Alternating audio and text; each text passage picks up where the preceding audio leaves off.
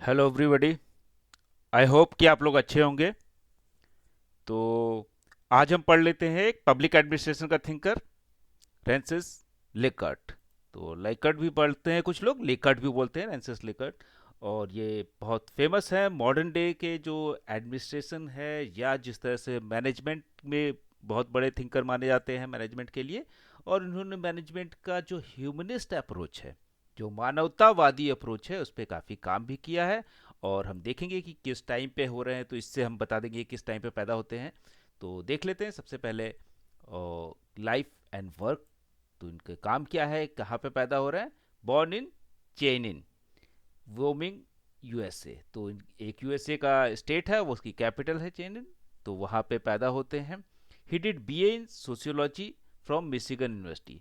तो इनकी जो पढ़ाई है बहुत डाइवर्स रही है। तो सोशियोलॉजी में किया, फिर पीएचडी करते हैं कोलंबिया यूनिवर्सिटी से। इसके अलावा ये साइकोलॉजिस्ट भी हैं, एजुकेटर भी हैं, और इसके अलावा ये मैनेजमेंट में भी आ जाते हैं। तो बहुत कुछ इन्होंने किया है। तो इसलिए ये शायद इनका अप्रोच भी बहुत वास्ट है, और सोसाइटी को देखने का और मैनेजमेंट को देखने का और उसको किस तरह से मर्ज करने का, ह्यूमन साइकोलॉजी के ऊपर इनका काफ़ी काम है, वो भी हम देखेंगे। He became assistant professor in 1935 at university, New York university में बन जाते हैं assistant professor. And he became director morale division of the US strategic bombing survey. तो एक जो, क्योंकि सेकेंड वर्ल्ड वॉर का समय है, तो सेकेंड वर्ल्ड वॉर में सबको, ऑलमोस्ट सभी ने किसी न किसी तरह या तो एक्टिवली पार्टिसिपेट किया या किसी तरह। तो इन्होंने किस तरह से किया कि वो डायरेक्टर बन जाते हैं morale division of US strategic bombing survey, कि कहाँ पे बम्बिंग कर सकते हैं, कहाँ पे नहीं कर सकते हैं। तो सर्वे में इनका बहुत ज़्यादा कह सकते हैं इंटरेस्ट भी था। और सर्वे जो है, इन्होंने सर्वे के एक सबसे बड़े थिंकर के रूप में भी आते हैं। और इनके जो सर्वे का स्टाइल है, जिन्होंने इसको कहते हैं लिकट स्केल भी कहते हैं। अगर एक स्केल बनाई जाती है सर्वे की, और उसमें 5 पॉइंट होते हैं कि एग्री, डिसएग्री, स्ट्रांगली डिसएग्री, और सेटिस्फाई और स्ट्रांगली एग्री। तो इस तरह करके 5 पॉइंट बनते हैं। और किसी भी जो सोशल साइंस के सर्वे होते हैं, उसमें ये यूज़ किया था। साइकोलॉजी में तो बहुत ज़्यादा यूज़ किया था, लिकर्ट स्केल पढ़ाया भी जाता है उनको। और ज़्यादातर जो रिसर्च के सर्वे वाले जो टूल होते हैं या मेथड होते हैं, उसमें इस स्केल को बहुत ज़्यादा यूज़ किया था। सोशोलॉजी के जो रिसर्च होती है उसमें बहुत ज़्यादा यूज़ किया जाता है, साइकोलॉजी की जो रिसर्च होती है।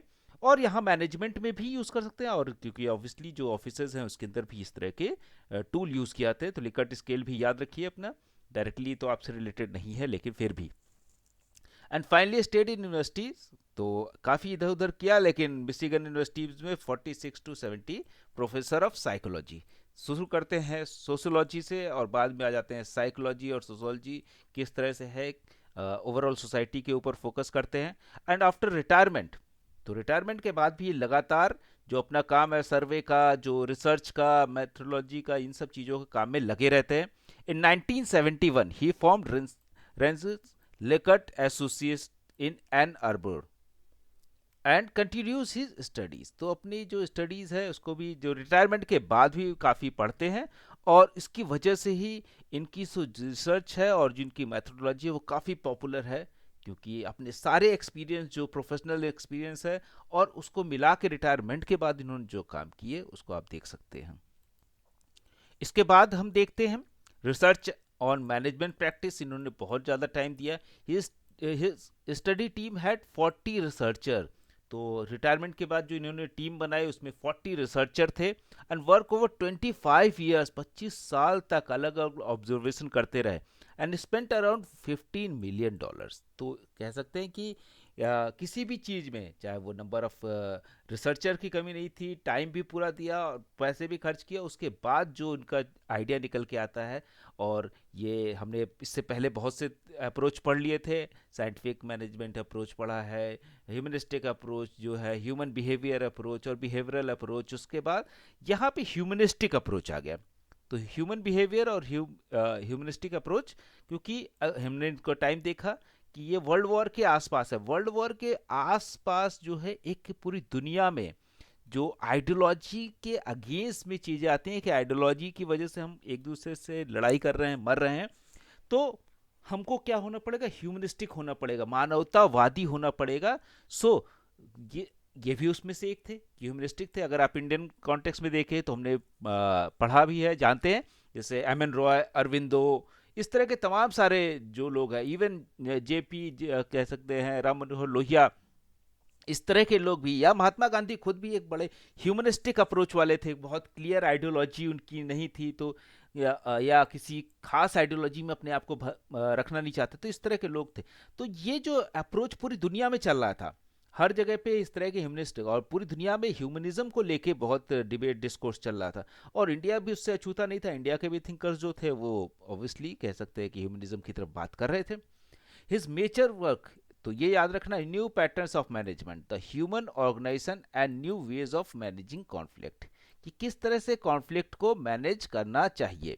इससे पहले हमने देखा है कि मैरी पार्कर फोलिट जो है वो भी मैनेजिंग कॉन्फ्लिक्ट पे बात करते हैं, और वो कहती है कि पॉजिटिव है कॉन्फ्लिक्ट, इनएविटेबल है, वो हट नहीं सकता, और so we have to deal with conflict, और कॉन्फ्लिक्ट से ही हम पॉजिटिव किस तरह से निकालते हैं। लेकिन ये इस तरह की बातें नहीं करें कि कॉन्फ्लिक्ट अच्छा है, कह रहे मैनेज कैसे करें कॉन्फ्लिक्ट को। और conflict directly Mary Parker Follett जैसा आइडिया कह सकते हैं, मैरी पार्कर फोले से काफ़ी इंस्पायर भी हैं ये। तो आगे देखते हैं कि his approach is very much popular in Japan and most of the organisation follows his approach, क्योंकि जापान में बहुत ज़्यादा पॉपुलर हुए। आप जापान की सक्सेस का राज भी देख सकते हैं, क्योंकि एक तरह से वर्ल्ड वॉर टू के बाद जो हिरोशिमा नागासाकी होता है, जब पूरी तरह से उनके दो बड़े शहर डिस्ट्रॉय हो जाते हैं, तो इकोनॉमिकली बहुत कमज़ोर हो जाते हैं।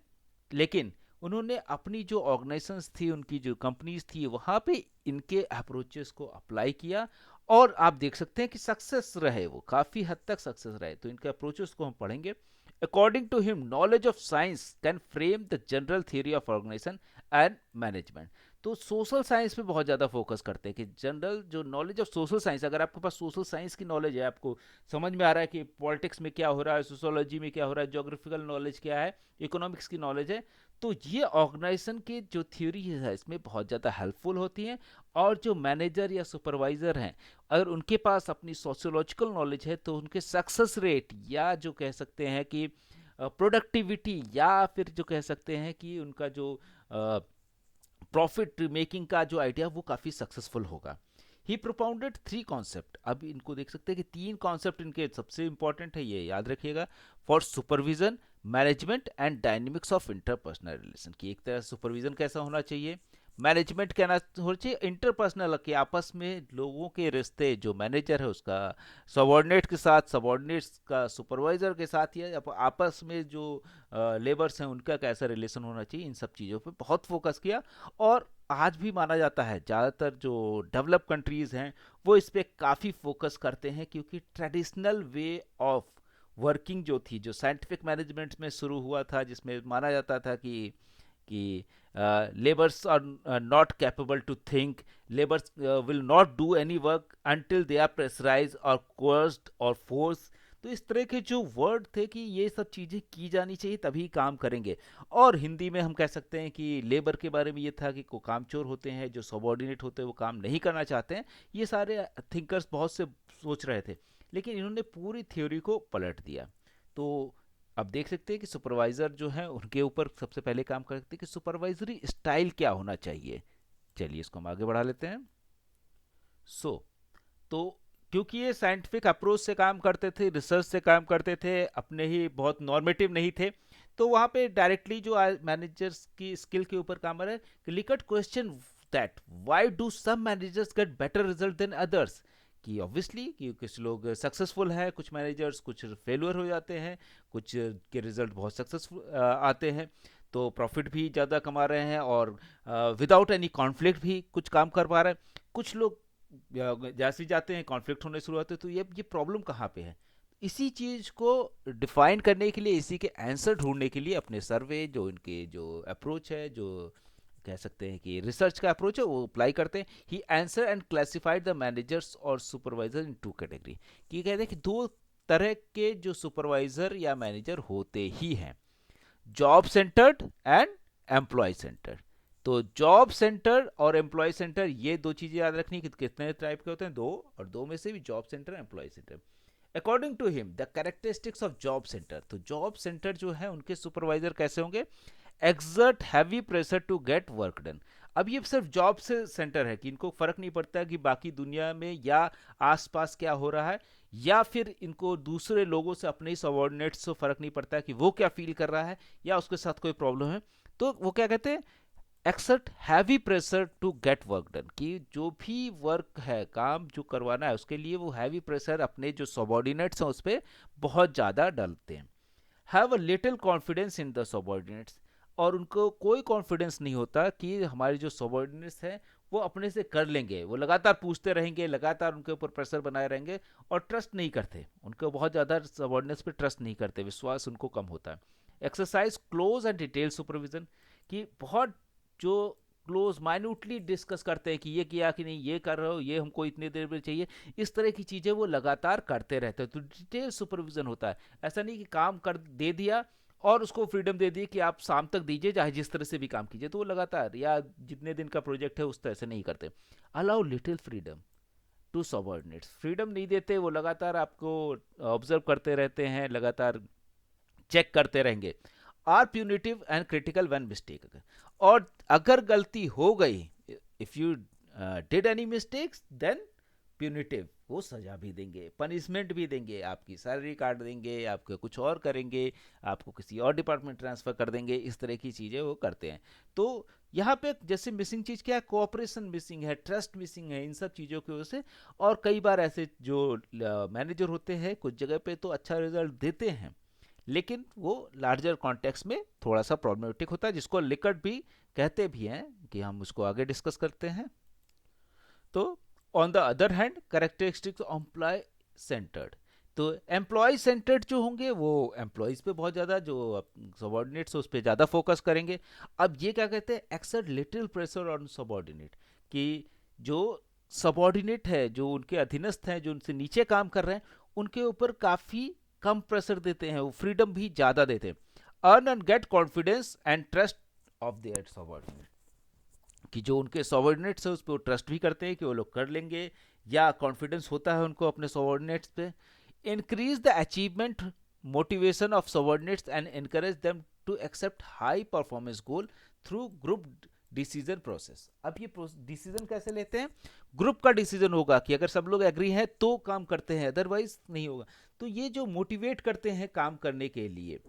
Exercise general rather than detailed supervision, कि ये क्या कहते हैं, एक बहुत जनरल जो है सुपरविजन रखते हैं कि हाँ हो रहा है कि नहीं, और बहुत हल्का सा। Allow subordinates to schedule their own pace of work, कि किस पेस में काम करना है, कि आज जल्दी, कम कल, इस तरह से अपना वो काफ़ी जो प्रेशर है कम देते हैं।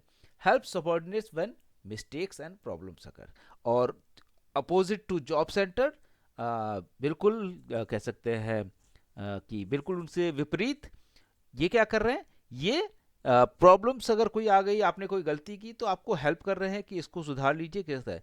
तो आप देख सकते हैं कि आज के समय बहुत से ऐसे मैनेजर होते हैं, बहुत सी अगर मल्टीनेशनल कंपनी जो बाहर की हैं, उनका वर्किंग कल्चर काफ़ी हद तक इस तरह से होता है। जिनके लोग घर के, आपके घर के जान पहचान के जो एमएनसी में काम करते हैं, उनसे पूछे तो कई बार ऐसी चीज़ें की जाती हैं। कुछ लोग जॉब सेंटर भी होते हैं और कई बार एम्प्लॉय सेंटर भी मैनेजर होते हैं। तो हम आगे बढ़ते हैं कि Likert recognize that effective supervision is adaptive and relative process. It is relative to the situation. अब इफेक्टिव सुपरविजन क्या है, कि अडॉप्ट किया जाता है कि कैसे आपके पास सबॉर्डिनेट्स हैं उसके बेसिस पे भी है, और रिलेटिवली भी है, कि ऐसा नहीं कि एक कंपनी में जितना दिया जा रहा है दूसरी कंपनी में भी उतना ही दिया जाएगा, क्योंकि हो सकता है एक कंपनी में उतनी डेडलाइंस ना हो जितना दूसरी कंपनी में होती हो डेडलाइन। तो इसकी वजह से भी कई बार ये होता है कि ये थोड़ा सा इफेक्टिव एंड एडेप्टिव प्रोसेस है। His concept leadership come close to the Mary Parker Follett, तो हमने पहले भी बात की थी कि मैरी पार्कर फोले की तरह है इनका, क्योंकि ये कॉन्फ्लिक्ट पे फोकस करते हैं और ह्यूमनिस्टिक अप्रोच है। इन सब चीज़ों को देखते हुए जो साइंटिफिक मैनेजमेंट के अगेंस्ट में आया था, कि जो मैकेनिकल था, बहुत उस रोबोटिक था, उसके अगेंस्ट में है। तो यहाँ पे ये काफ़ी हद तक सिमिलर है, तो इस तरह से भी क्वेश्चन बन सकता है, इसको भी ध्यान में रखिए। अब ये क्या कह रहे हैं, सपोर्टिव रिलेशनशिप की बात कर रहे हैं, कि जो एक दूसरे को सपोर्ट करते हुए। He state that leadership and the other process of organisation must be such as to ensure a maximum probability in all interaction and all relation with organisation, कि ये क्या होना चाहिए, मैक्सिमाइजेशन होना चाहिए। लीडरशिप का काम क्या है, कि वो प्रोबेबिलिटी जो इंटरेक्शन की है, जो सभी रिलेशन है, उसको मैक्सिमाइज कर दे इन फेवर ऑफ ऑर्गेनाइजेशन की भलाई के लिए। क्या है कि जो लोगों का व्यक्तिगत रिलेशन है या संबंध है और उनके बीच का जो इंटरेक्शन है, बातचीत है, उसको इस तरह से मैनेज करें कि वो मैक्सिमाइज हो, मैक्सिमम प्रोबेबिलिटी हो वहाँ पे। ही conceives of an interaction influence system to maximize skills, resources and motivation of the individual at a different level of the organization।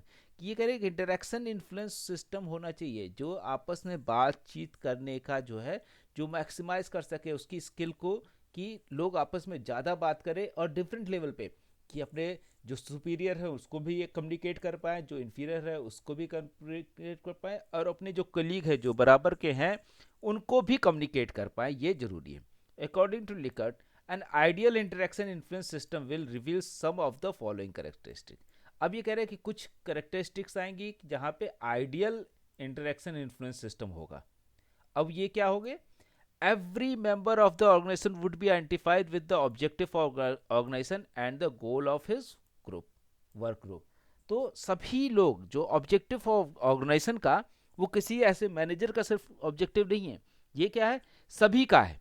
तो और गोल जो है वो सभी के हैं। तो ये कह रहे हैं कि एवरी मेंबर पे फोकस करते हैं कि सभी लोग जो हैं वो उसमें पार्टिसिपेट कर पाए, जो गोल है ऑर्गेनाइजेशन का और जो ऑब्जेक्टिव है ऑर्गेनाइजेशन का, किसी खास व्यक्ति का, सिर्फ मैनेजर का या सुपरवाइजर का नहीं है, सभी का है।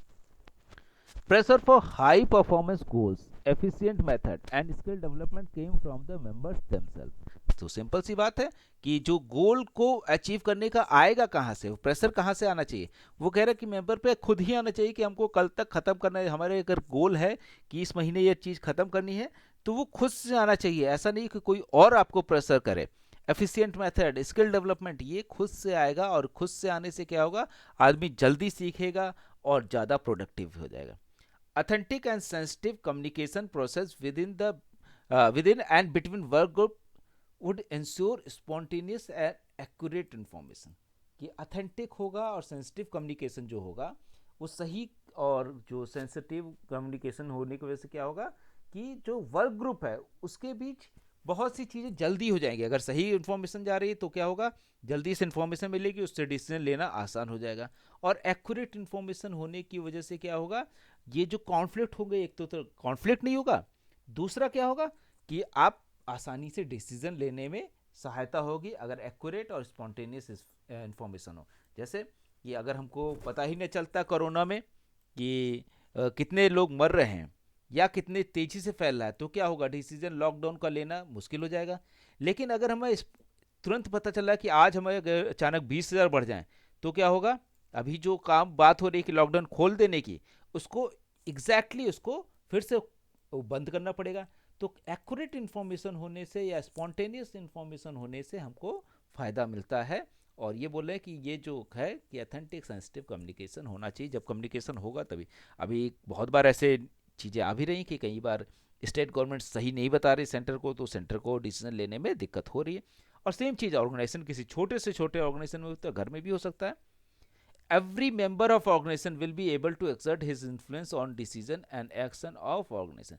कि हर व्यक्ति जो है वो कैपेबल है या वो अपना इन्फ्लुएंस, जो प्रभाव है वो एक्सर्ट कर सकता है डिसीजन मेकिंग में ऑर्गेनाइजेशन की। तो होना भी चाहिए। और यहाँ पे ये कह रहे हैं कि अगर आपका कम्युनिकेशन अच्छा होगा तो सपोर्टिव रिलेशनशिप बेटर हो जाएगा। Cooperative motivation communication decision process will enable each member in any part of the organization to exert his influence, contribute his ideas। जो बोले कि अगर कोऑपरेटिव मोटिवेशन होगा तो क्या होगा, कम्युनिकेशन डिसीजन भी इनेबल ईच अदर, की जो कम्युनिकेशन है या डिसीजन हमको जो प्रोसेस है उसमें हर व्यक्ति अपना जो ऑर्गेनाइजेशन की भलाई के लिए अपने जो है वो उसको प्रभावित कर सकता है, कंट्रीब्यूट कर सकता है अपने स्किल के थ्रू, अपने आइडियाज़ के थ्रू। और कोई भी व्यक्ति बेटर आइडिया दे सकता है। और इसी तरह से देखें तो कई बार जो एमएनसीज में काम करते हैं, इसलिए लगातार मीटिंग्स करते हैं कि सभी एम्प्लॉयज़ के साथ, कि वो मीटिंग क्या होगा, उससे क्या होगा कि वो डिसीजन जो आइडियाज़ हैं वो कहीं से भी आ सकते हैं, कोई जो नहीं कि सिर्फ मैनेजर के दिमाग में ही आइडिया आएगा, बाकी लोगों के दिमाग में आइडिया नहीं आएगा।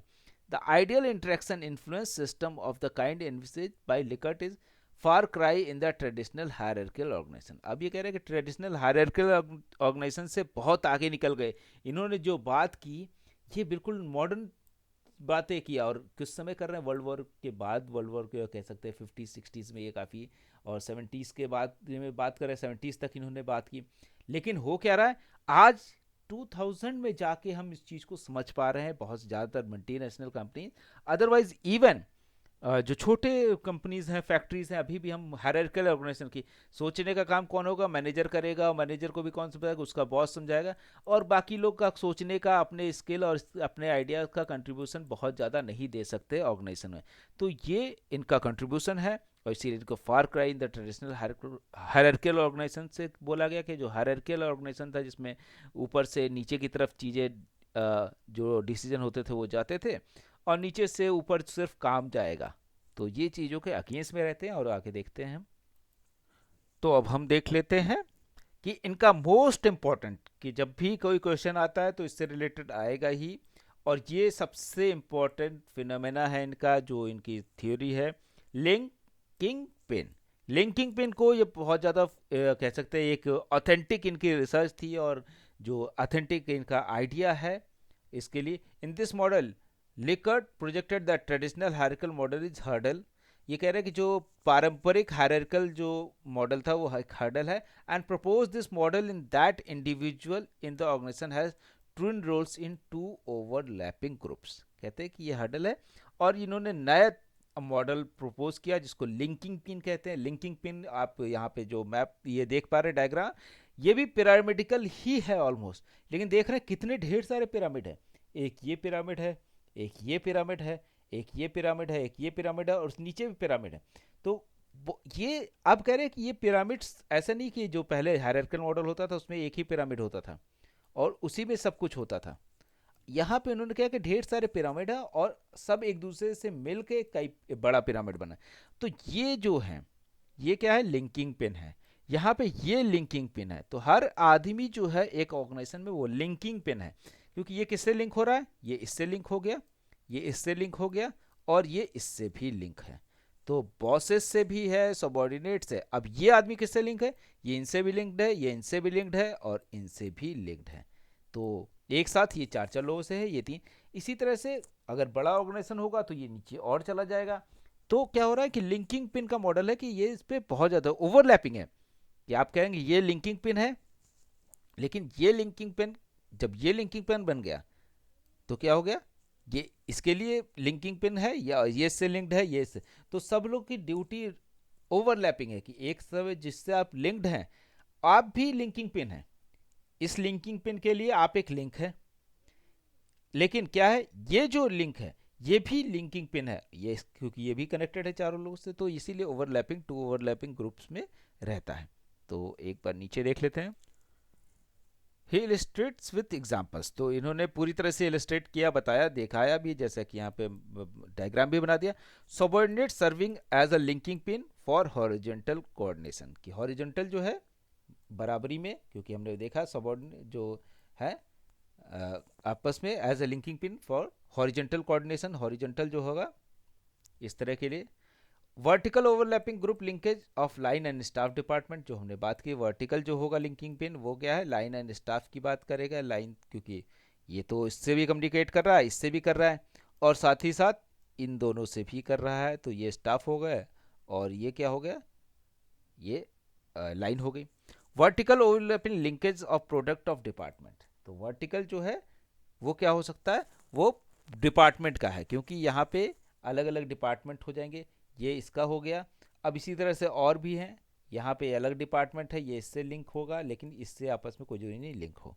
तो डिपार्टमेंट का प्रोडक्ट जो होगा इससे डिपेंड होगा। Multiple overlapping group structure with horizontal as well as vertical. अब क्या हो रहा है कि जब बड़े ऑर्गेनाइजेशन हो जाते हैं तो वो सारे एक दूसरे से मिलना पड़ता है, तो ये मल्टीपल होगा, वर्टिकल हॉरिजेंटल, कई कई आप मल्टीपल, ये है वर्टिकल हो गया, ये हॉरिजेंटल हो गया, तो सभी एक दूसरे से, यहाँ पे आप देख सकते हैं कि यहाँ पे क्या हो रहा है कि बिल्कुल एक साथ कई चीज़ें जुड़ी हुई हैं। तो वर्टिकल भी है ये, और हॉरिजेंटल भी जुड़ी हुई है।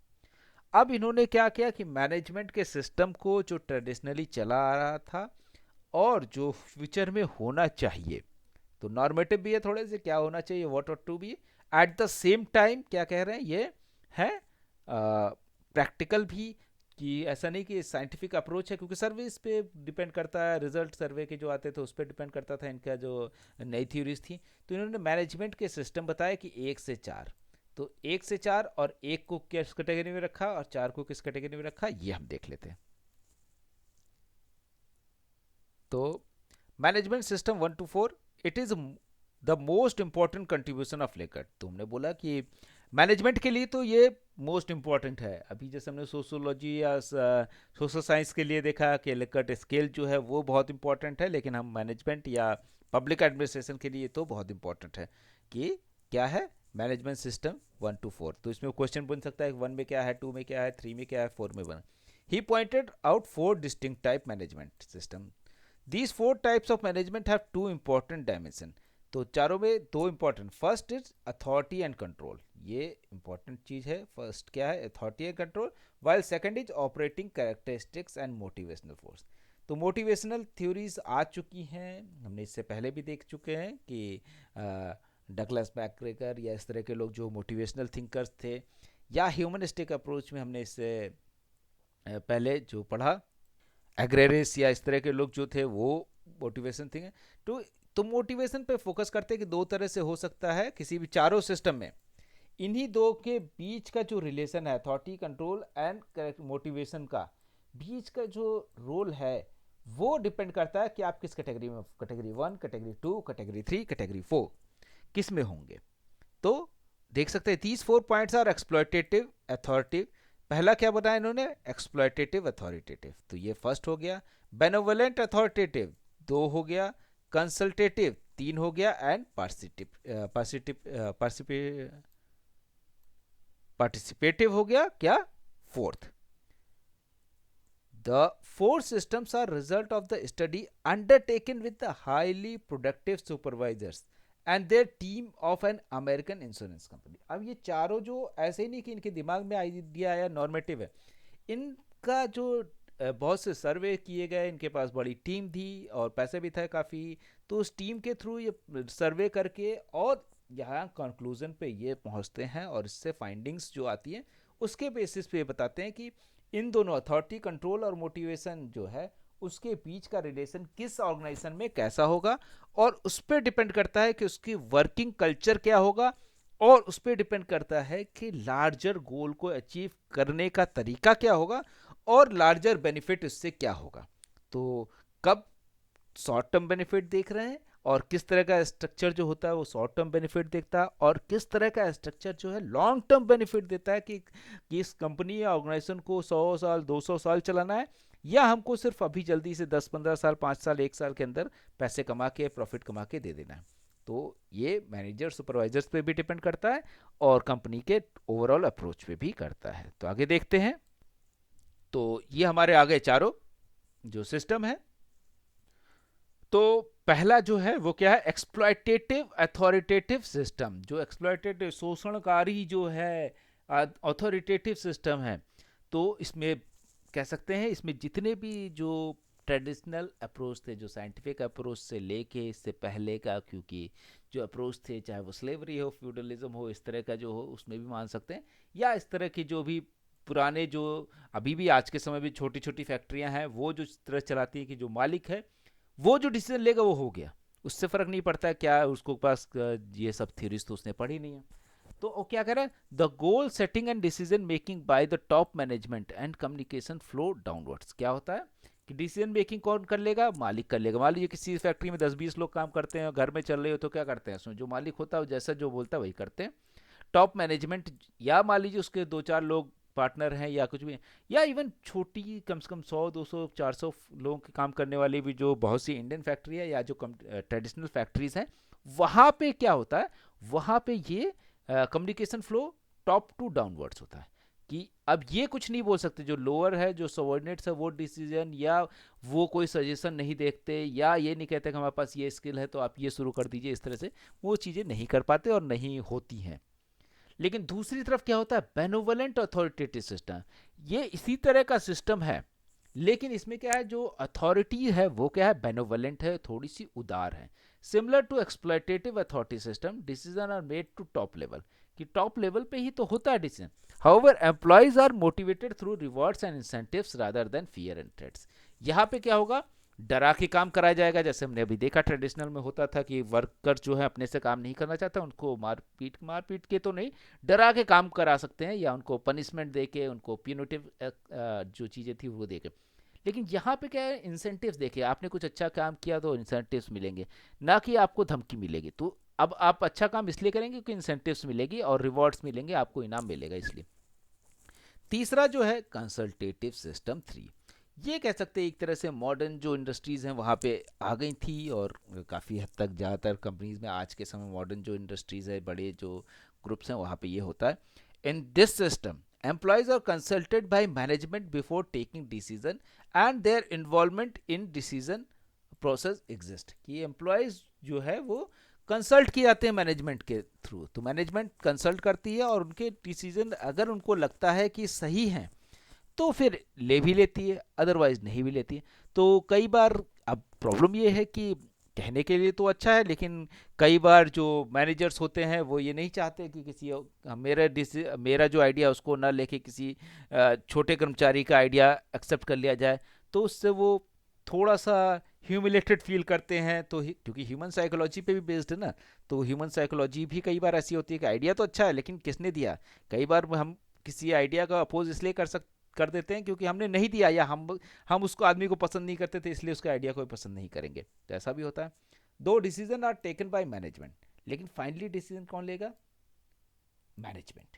But information flow is more benevolent system, कि यहाँ पे जो इन्फॉर्मेशन है वो क्या है, दोनों तरफ से हो रही है। यहाँ पे तो सिर्फ अवार्ड्स और रिवार्ड्स और ये सब देखे हो रहा है, यहाँ पे इन्फॉर्मेशन अपने एम्प्लॉयज़ को भी बता रहा है कि ऐसा ऐसा कंपनी सोच रही है, उनसे डिसीजन मांगा और ये अपने सजेशन दिए इन्होंने, और लेकिन ये डिसीजन कौन ले रहा है, top management.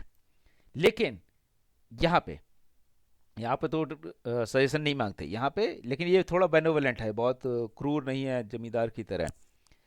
Management partly trusted the subordinate का जो कंसल्टेटिव सिस्टम जो 3 है, ये भी पूछ सकता है कल जो सीधे सिस्टम 3 बोले और कौन सा है ये पूछा जा सकता है अलग से, ये ना दे सीधे, तो उल्टा भी हो सकता है। तो management partly trust the subordinates, कि सबॉर्डिनेट्स को ट्रस्ट करता है मैनेजमेंट, पार्टली, ऐसा नहीं कि पूरी तरह से 100% नहीं, लेकिन पार्टली। तो हम आगे देख लेते हैं।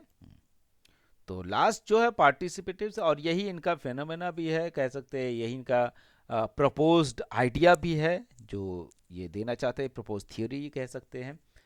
Here the complete confidence and trust in their employees, की क्या होगा, कंप्लीट कॉन्फिडेंस एम्प्लॉयज में, जो भी एम्प्लॉय काम कर रहा है उस पर इनको कंप्लीट कॉन्फिडेंस होगा। ओपन कम्युनिकेशन फ्लोज, कम्युनिकेशन जो होगा ऊपर से नीचे भी होगा, नीचे से ऊपर भी होगा, आसपास भी होगा, वर्टिकली हॉरिजेंटली दोनों तरफ से होगा। And employee participation in the decision, कि एम्प्लॉयज का जो पार्टिसिपेशन होगा वो डिसीजन प्रोसेस में होगा। ये कह रहे हैं कि कोई भी ऑर्गेनाइजेशन जो है उसमें अगर एम्प्लॉयज का पार्टिसिपेशन नहीं होगा तो नहीं कर सकते। There is a collective responsibility of for meeting organisational goals and objectives and collaborative team work exist. कह रहे हैं कि ये क्या होगा कि इसमें टीम वर्क का काम होगा, तो पूरी पूरी टीम जो है या पूरा सजेशन लिया जाएगा। कलेक्टिव रिस्पॉन्स, अगर ये कोई जो प्रोजेक्ट है वो फेल हो जाता है तो किसकी रिस्पॉन्सिबिलिटी हो, कलेक्टिव रिस्पॉन्सिबिलिटी होगी। और कलेक्टिव ऑब्जेक्टिव को अचीव करना जो है वो टीम वर्क का काम होगा। तो अभी तो कह सकते हैं बहुत ज़्यादा कंपनीज इस तरह का काम नहीं करती, जैसे जापान में तो है, लेकिन इंडिया में तो बहुत ज़्यादा, यूएस में या बाकी जगह तो होते हैं लेकिन हमारे यहाँ उतना नहीं है। तो क्या करते हैं, लेकिन फिर भी छोटे लेवल पर तो टीम वर्क में देखते हैं कि एक आदमी को काम ना दे के पूरी टीम को काम दे दिया है, और कलेक्टिवली वो रिस्पॉन्सिबल होगी टीम। तो वो टीम में जो लोग होंगे वो आपस में एक दूसरे को चेक एंड बैलेंस किए रहेंगे और एक दूसरे को मोटिवेट भी किए रहेंगे। तो यही कह रहे हैं कि ये जो चीज़ होनी चाहिए कि चेक एंड बैलेंस, वो पूरे लार्जर ऑर्गेनाइजेशन के बेसिस पे होना चाहिए कि सारी टीम्स मिलके अपने गोल को सक्सेसफुली अकम्प्लिश करें।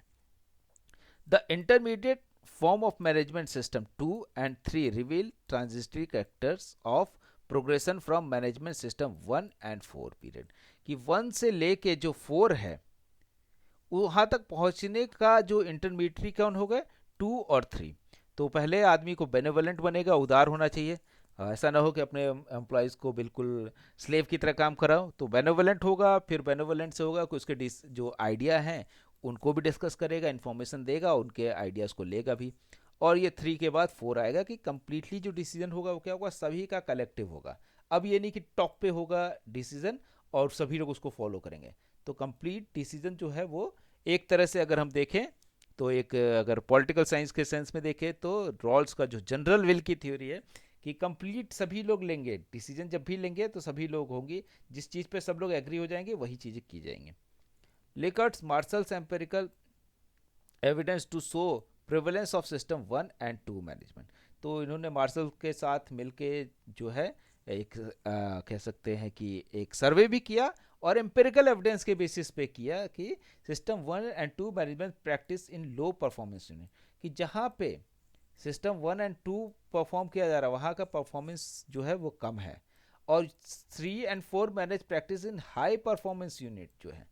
तो क्योंकि आप देख सकते हैं कि ये वैसे भी देख सकते हैं, नॉर्मली हम भी ऑब्जर्व करके देख सकते हैं कि जो बड़ी कंपनियां हैं वहीं पे इस तरह का आइडिया चल सकता है। छोटी कंपनियां जो, तो बोले कि ये इसीलिए छोटे हैं क्योंकि ये डिस्कस नहीं करते अपने जो बहुत अथॉरिटेटिव हैं। यहाँ पे क्या होता है सिस्टम थ्री में और फोर में, यहाँ पे बहुत ज़्यादा डिस्कस किया जाता है, सभी को स्पेस दिया जाता है और उसकी वजह से वो बढ़े हैं। तो आप देख सकते हैं जितनी बड़ी कंपनी हो, गूगल या फेसबुक या इन सब में देखेंगे तो बहुत ज़्यादा, आप छोटा एम्प्लॉय भी आप बड़े से बड़े उनके बॉस को बोल सकता है कि सर ये काम ऐसा नहीं हो सकता, ऐसे करना चाहिए, डिसीजन या इन्फॉर्मेशन फ्लो कर सकता है, और करते भी है कई बार मेल के थ्रू, ऐसे भी कर सकते हैं और डायरेक्टली मीटिंग्स में तो कर ही सकते हैं। तो इतना अधिक वो डर नहीं होता, और उसी की वजह से वो बहुत बड़े हो गए हैं, चाहे वो अमेजन हो चाहे इस तरह की चीज़ें हों। Lickard find fault that prevailing accounting methods and measures of efficiency rating purely in terms of financial cost and profits and turnover।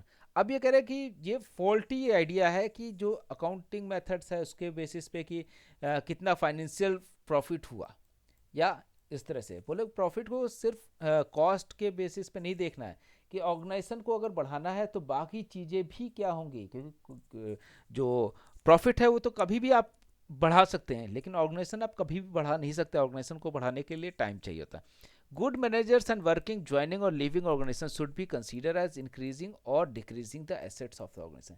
कि आप ये बोल रहे हैं कि अगर कोई ये सोचता है कि बहुत ज़्यादा सैलरी ले रहे हैं, या बहुत ज़्यादा हम कॉस्ट कटिंग कर लेंगे, या प्रॉफिट को बढ़ाना सिर्फ काम है, तो ऐसा नहीं है। कि अगर आपके पास अच्छे मैनेजर्स हैं तो लॉन्ग टर्म में आपके लिए अच्छा होगा, भले आप अभी थोड़ा सा उनको ज़्यादा पे कर रहे हैं।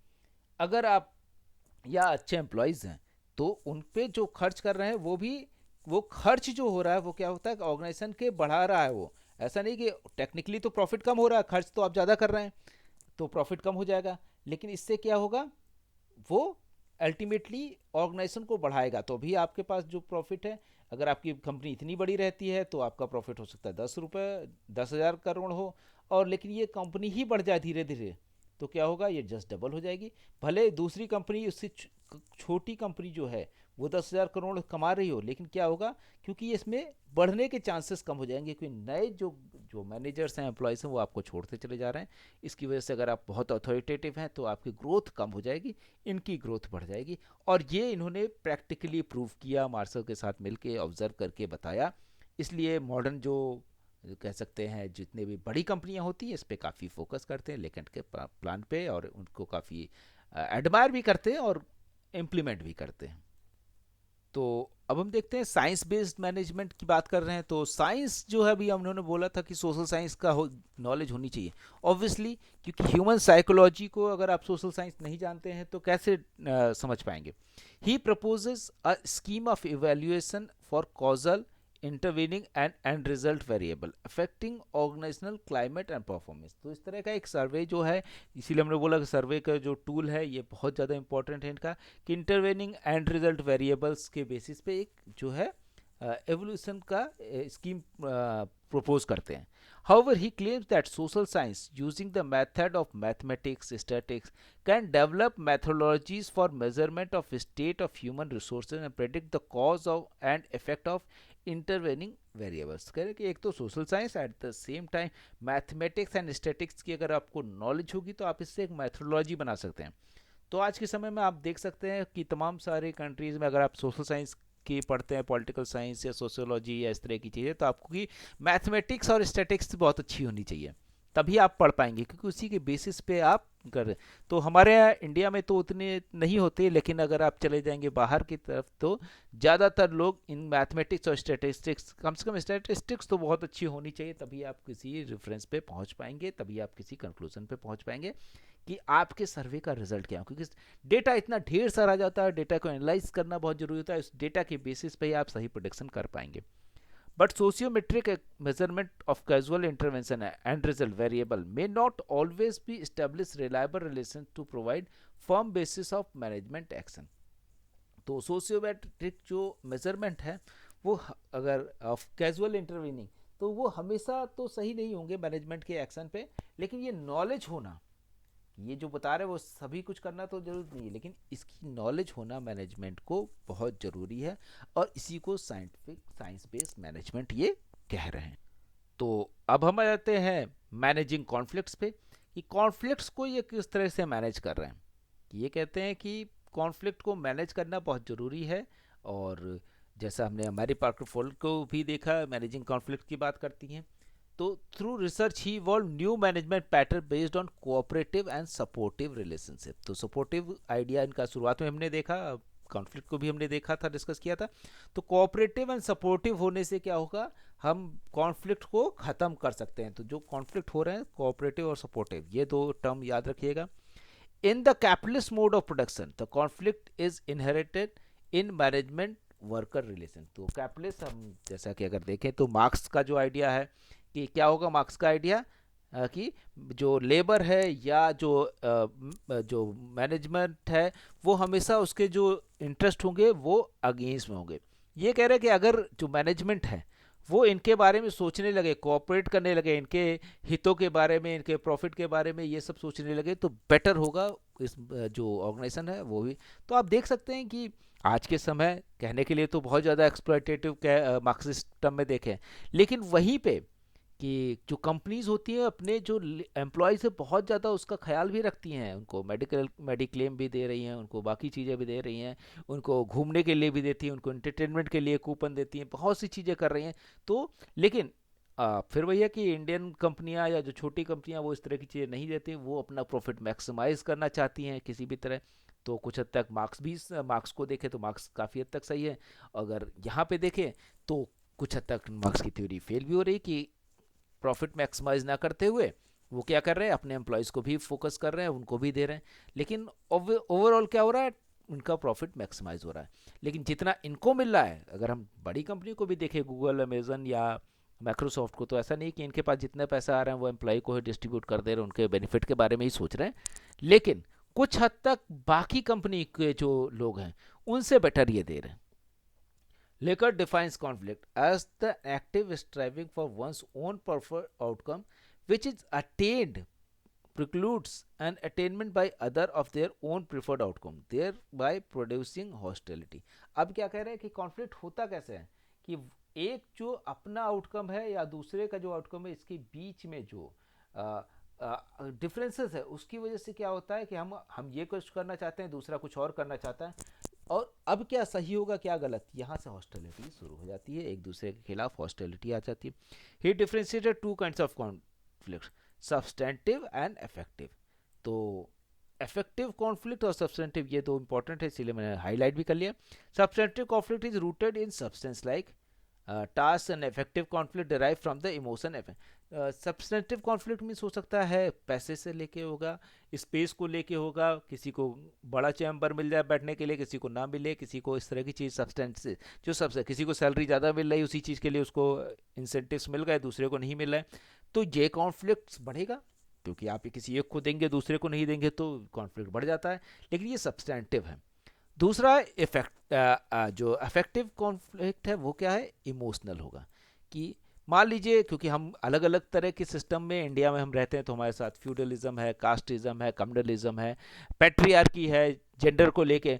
तो अब मान लीजिए कोई आदमी बार बार किसी एक का आइडिया एक्सेप्ट किया जा रहा है, किसी का आइडिया एक्सेप्ट नहीं किया जा रहा है, तो इमोशनल होगा, इसके पास हो सकता। अब मान लीजिए ये जिस रेस का हो या जिस रिलीजन का हो, ये भी इस रिलीजन का हो या दूसरे रिलीजन का हो, या जिस लैंग्वेज का हो उसी लैंग्वेज का हो, तो चांसेस क्या है, किसका आइडिया ज़्यादा अच्छा लगेगा इनको, इसका।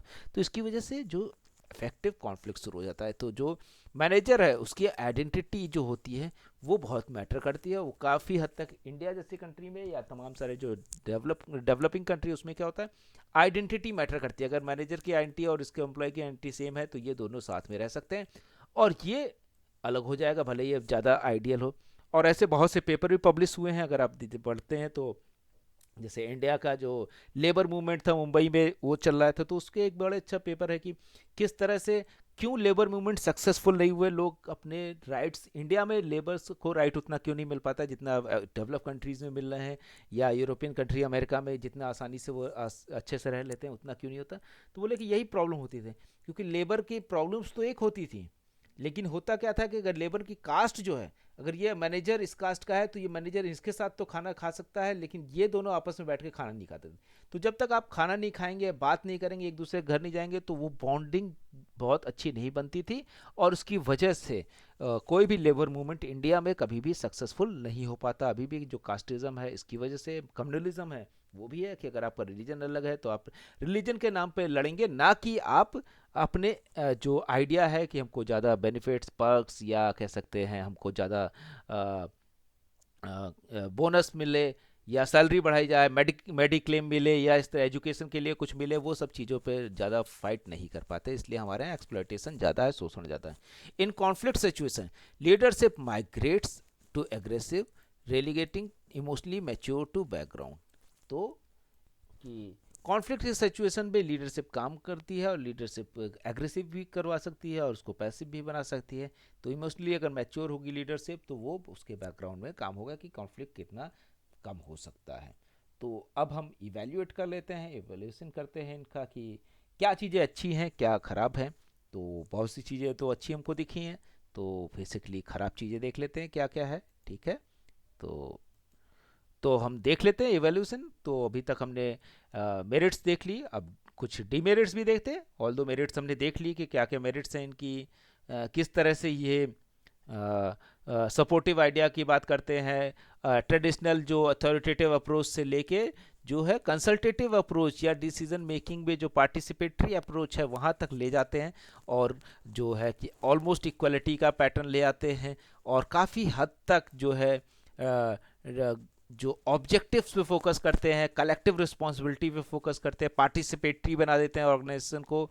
ऐसा ना हो कि अथॉरिटेटिव रहे, या मैनेजमेंट के रोल को ऐसा ना हो कि वो कोर्सिव है, फोर्स अप्लाई करने के लिए मैनेजमेंट है। मैनेजमेंट क्या है, सभी को मैनेज करने के लिए या लीडरशिप की भूमिका अपनाने के लिए, ना कि ऐसा हो कि वो आपको रूल करने के लिए है। तो लीडर और रूलर में यही अंतर होता है, लीडर आपको साथ में लेके चलता है, रूलर क्या करता है, आप पे रूल करता है। तो हम देख सकते हैं यहाँ पे इवेल्यूएशन में, it is only to be hope that human organisation will move increasingly toward this ideal rational system. कि अब बहुत से लोग बोलते हैं कि हम जो इनका आइडियल सिस्टम है उस पर पहुँचे, ये होप की जा सकती है सर। और प्रैक्टिस यूटोपियन टाइप का आइडिया, एक तरह से बहुत से लोग क्रिटिसाइज इस तरह से कर रहे हैं कि ये तो यूटोपियन आइडिया है कि जहाँ पे सब लोग मिलकर कलेक्टिवली, जैसे रूसो के आइडिया को हम कहते हैं ना कि जनरल विल का आइडिया है वो यूटोपियन आइडिया, उसी तरह से ये यूटोपियन आइडिया की तरह इसको क्रिटिसाइज किया था। Linking model is often accused of doing nothing more than drawing triangle drawing around the traditional hierarchical structure. यहाँ पे ये गलत हो गया। तो ट्रेडिशनल हायरार्किकल स्ट्रक्चर जो है वो उसी के कह रहे हैं कि इसमें कुछ अलग से नहीं किया उन्होंने। क्या किया, ढेर सारे जो क्रिटिसाइज कर रहे हैं वो कह ट्राइंगल ढेर सारे जोड़ दिए, और ढेर सारे ट्राइंगल्स जोड़ने के बाद एक नया मॉडल बना दिया। कोई बहुत बड़ा रेवोल्यूशनरी आइडिया नहीं है, ऑल दो इनका आइडिया काफ़ी जगह अप्लाई होता है और सक्सेसफुल भी रहा, तो हम कह सकते हैं एक तरह से रेवोल्यूशनरी है भी। It is also criticise as slowing down the process of decision making. हाँ ऑब्वियसली स्लोइंग डाउन, क्योंकि आप सबको जब इन्वॉल्व कर लेंगे, जो एम्प्लॉयज़ से लेके मैनेजमेंट से लेके सभी लोगों को, तो डिसीजन क्योंकि सबको सुननी पड़ेगी, और उसमें डिसीजन मेकिंग कई बार स्लो हो जाती है। लेकिन इसी के लिए जब क्विक डिसीजन लेना होता है तो मैनेजमेंट ऊपर रहता है, टॉप मैनेजमेंट क्विक डिसीजन लेने की कुछ कुछ उनको परमिशन होती है। ऐसा नहीं कि 100% चीज़ें, जैसे हम अगर अपनी डेमोक्रेसी में देखें तो कई बार डिसीजन जनता भी लेती है, लेकिन क्विक डिसीजन लेना होगा, लॉकडाउन करना है कि नहीं करना, अगर हमसे पूछेंगे तो फिर बहुत दिनों तक डिबेट होती रहेगी। तो गवर्नमेंट अपने से भी डिसीजन ले लेती है। तो इसी तरह से कर सकते हैं। Can organisation system and management practices be isolate from the cultural constraints and social values? तो सोशल वैल्यूज से क्या अलग रख सकते हैं? ऑब्वियसली नहीं रख सकते। ये कह रहे हैं कि जैसी सोशल वैल्यूज होंगी, तो आप एक जैसे जब बोल रहे हैं कि अब कहीं पे ऐसा हो कि सोशल वैल्यू ऐसी हो ही नहीं कि अपने से काम करें, तो बहुत जगह पे ऐसी सिस्टम माने जाते हैं कि लोग काम नहीं करना चाहेंगे, वहाँ पे क्या होगा? और कई जगह पे लोग अपने से काम करते ही है पहले से, तो ये जरूरत ही नहीं है कि लोग अपना सा आइडियल खुद ही समझते हैं जो बहुत ईमानदारी से काम कर रहे हैं।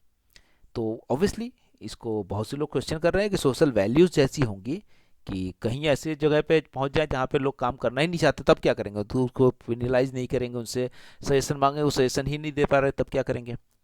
If social organisation is hierarchical and its orientation is authoritarian, will it not also permit organisational structure and management process? तो कह रहे हैं कि जो सोशल ऑर्गेनाइजेशन है वही हायरार्कियल हो, तब क्या करेंगे? कि वहाँ पे भी हायरार्की है। जैसे हमारे इंडिया में हमने बोला कि इंडिया में बहुत दिक्कत है कि सोशल हायरार्की है, कि एक जो आदमी है जो नीचे के लेवल पे है, जैसे कास्ट सिस्टम बेस्ड है हमारा, तो उसमें क्या है कि ऊपर के आदमी को तो पढ़ाई लिखाई मिली, वो तो अच्छा सोच सकता है, नीचे का जो आदमी है उसके पास इतना टैलेंट ही नहीं है कि वो सोच पा रहा है। अब क्या करें? तो ये बोले कि सोशल रियलिटी को भी तो चेंज करना पड़ेगा, तभी तो मैनेजमेंट की रियलिटी या ऑर्गेनाइजेशन की रियलिटी चेंज होगी। अगर सोशल रियलिटी नहीं चेंज होगी तो आप ये नहीं कह सकते कि सभी को डिसीजन में पार्टिसिपेट करना पड़ेगा। ये इनका क्वेश्चन है बहुत से लोगों का।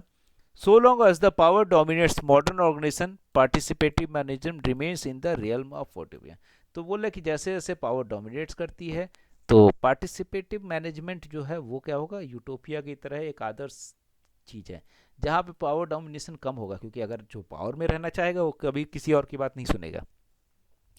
But Likert, most important contribution to management thought and practice is his systematic analysis of good management practice and extending their frontiers of knowledge and application. तो ऑल दो डिमेरिट्स भी हो सकती है, मेरिट्स भी हैं, लेकिन सबसे इम्पॉर्टेंट जो इनका कंट्रीब्यूशन है वो बहुत कि इन्होंने पूरे जो कोई भी बात अपने से नहीं बोल रहे हैं, नॉर्मेटिव अप्रोच से नहीं बोल रहे हैं, ये जो है सर्वे करते थे उस पर बेस्ड है, और सर्वे के रूप में जो उसका कंक्लूजन आता था, जो कह सकते हैं प्रैग्मेटिक एंड प्रैक्टिकल अप्रोच के बेसिस पे, तो इनका मेथड जो है बहुत साइंटिफिक है।